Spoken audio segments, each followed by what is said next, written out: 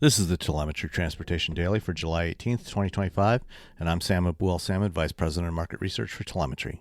A decade ago, Uber was a startup burning through billions of dollars a year in venture capital to connect drivers with riders in a modern take on the taxi business.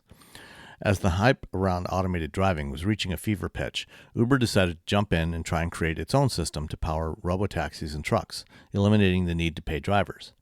Just as it had done with most of its business up to that point, Uber cut corners and skirted the rules in a rush to beat Waymo, Cruise, Argo, and Tesla.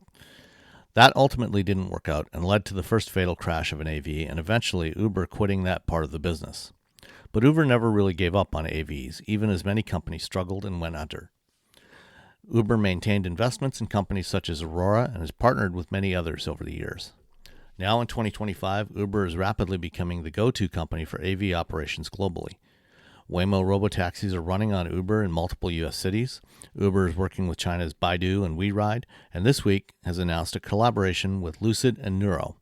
Nuro was launched by a team of former Waymo engineers to focus on automated last-mile delivery.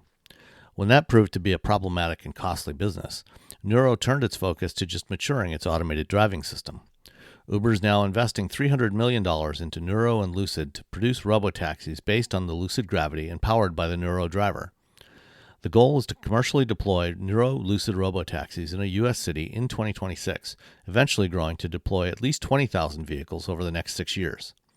Uber has learned that it doesn't need to create the driver, just provide the enabling platform to connect riders with vehicles as conveniently as possible and take a share of every fare. Thanks for listening.